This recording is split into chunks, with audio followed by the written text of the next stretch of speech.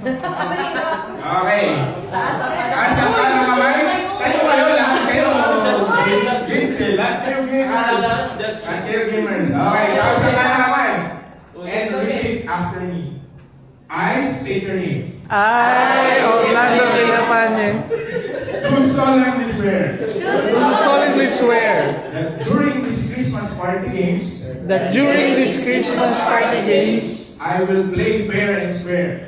I will play fair and square, Even if my team is losing, even if my team is losing, and I'm very tempted to cheat.